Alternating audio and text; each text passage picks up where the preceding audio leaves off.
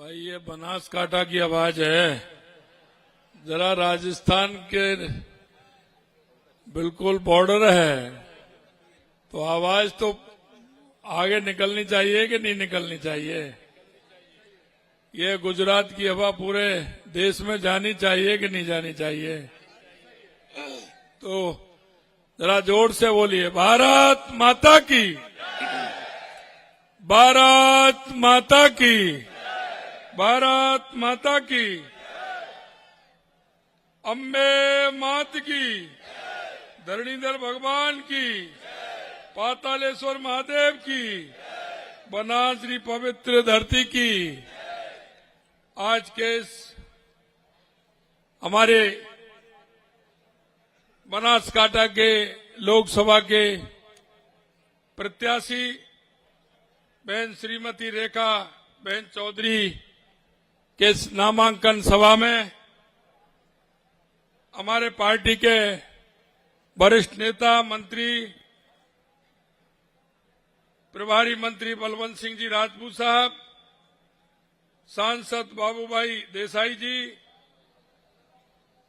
सांसद बनासकांठा परबत भाई पटेल जी, जिला अध्यक्ष कीर्ति सिंह जी बाघेला साहब, संगठन प्रभारी जयंती भाई कावड़िया, प्रदेश संगठन मंत्री नौकाबेन प्रजापत, राजेंद्र सिंह जी चावड़ा साहब संगठन प्रभारी, राणा भाई देसाई लोकसभा संयोजक, हरिभाई जी चौधरी पूर्व मंत्री भारत सरकार, दिनेश भाई अनावड़िया पूर्व सांसद, केसाजी चौहान साहब, अनिकेत जी ठाकर साहब, प्रवीण भाई माली साहब, मावजी भाई देसाई जी, बहरू जी दूग साहब, उपस्थित सभी मंच पर विराजमान नेतागण और मेरे सामने विराजमान इस बनासकांठा से गांव-गांव ढाणी से आए मेरे पूजा योग बुजुर्गों,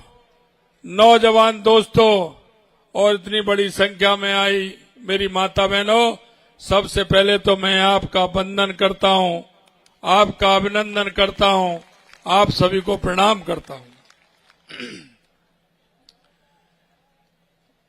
भाइयों बहनों, मैं कहना चाहता हूं कि आप बहुत ही भाग्यशाली हैं, बहुत ही भाग्यशाली हैं जो गुजरात के अंदर लंबे समय से आप हमारे देश के यशस्वी प्रधानमंत्री नरेंद्र भाई मोदी जी के नेतृत्व में गुजरात लगातार प्रगति कर रहा है और गुजरात के भाई बहन जिस तरह से पूरे देश का नेतृत्व गुजरात कर रहा है, आप सभी को इसका स्वाभिमान और अभिमान होना चाहिए।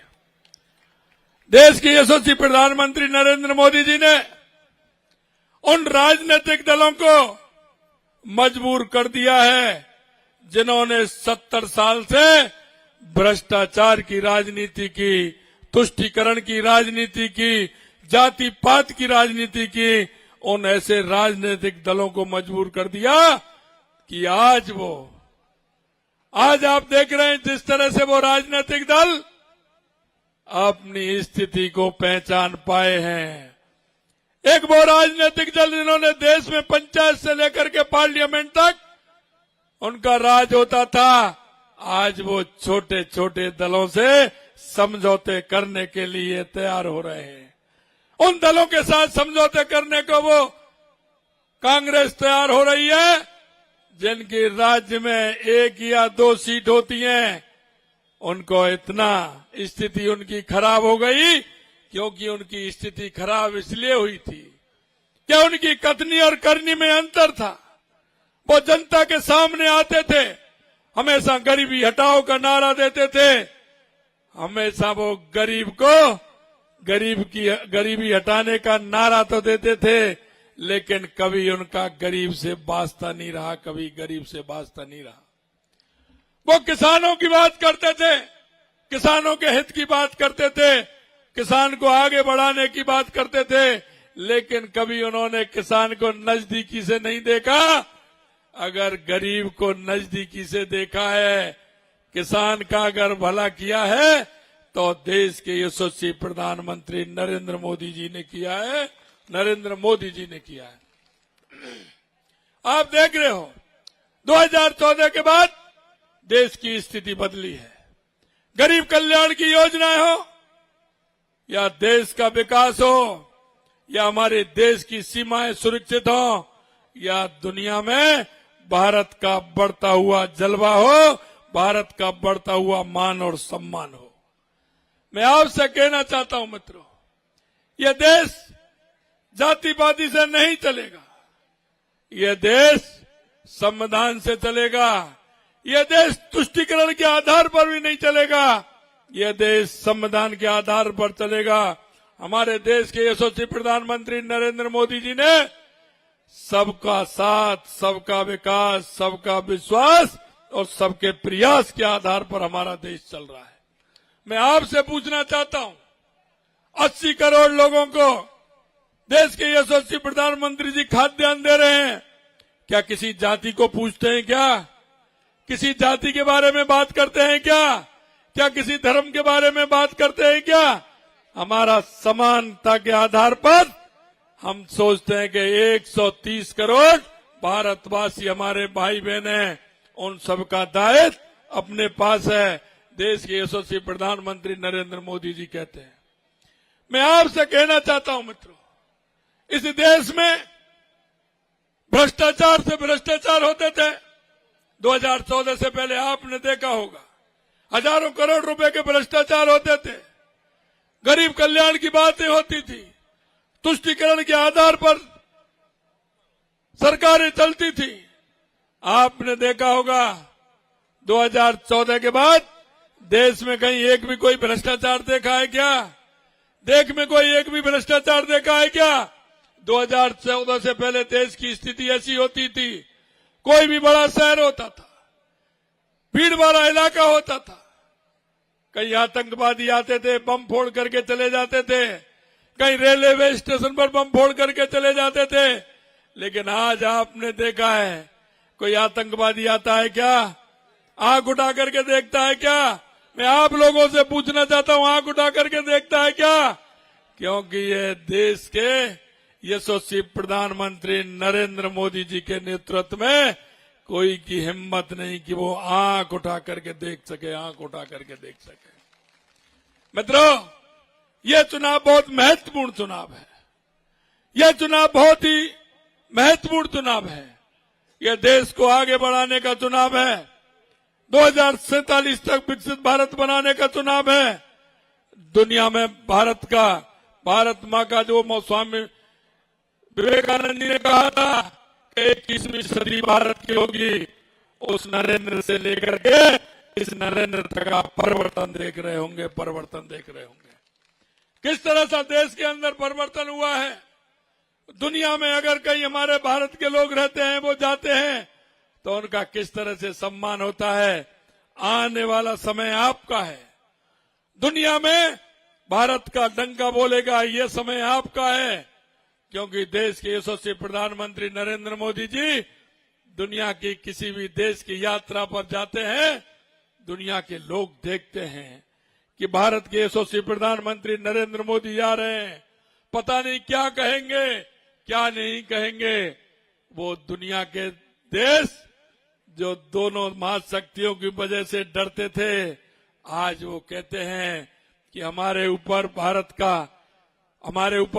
का पूरी तरह से हाथ है, और वो दुनिया के सामने किस तरह से रहते हैं वो आप सभी को मालूम है। मैं आपसे आग्रह करना चाहता हूं मित्रों, यह बनासकांठा राजस्थान की सीमा से जुड़ा हुआ है। हमारा राजस्थान और गुजरात एक ही है। मैं आज महसूस कर रहा हूं कि राजस्थान से आया हूं, लेकिन मैं महसूस कर रहा हूं कि मैं मेरे दूसरे घर में आया हूं, क्योंकि हमारा सीमा लगी हुई है।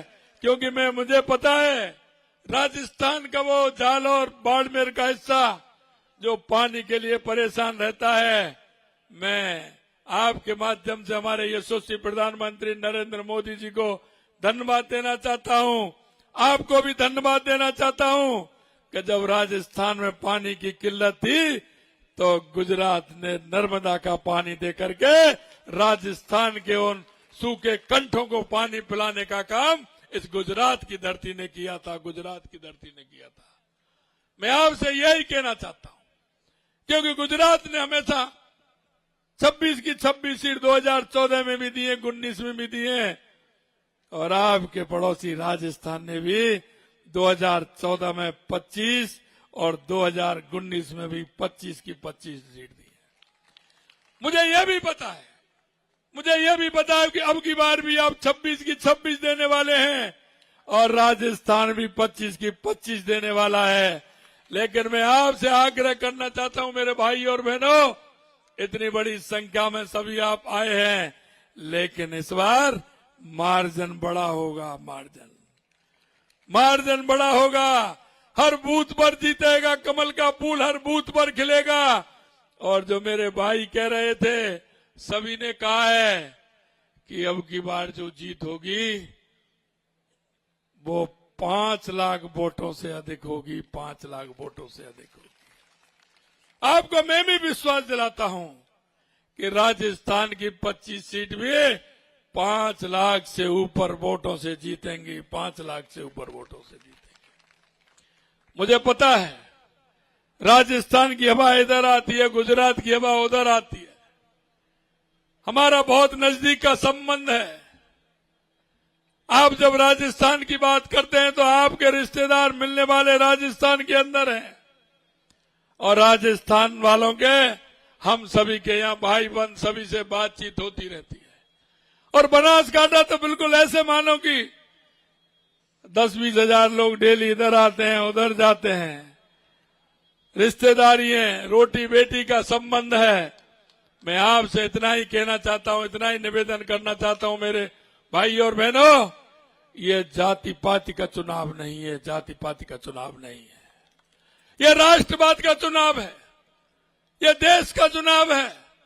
आपने देखा होगा जिस तरह से यशस्वी प्रधानमंत्री नरेंद्र मोदी जी के नेतृत्व में हमारी वो गुलामी के चिन्ह जो थे उनको मिटाने का काम किया है, और हमारे सांस्कृतिक पुनरुत्थान के काम थे, उनको माननीय देश के यशस्वी प्रधानमंत्री नरेंद्र मोदी जी ने, आपने देखा होगा, चाहे हमारा सोमनाथ का मंदिर हो या महाकाल उज्जैन का मंदिर हो या हमारा राम मंदिर हो, 500 साल से भगवान राम टेंट में रहते थे।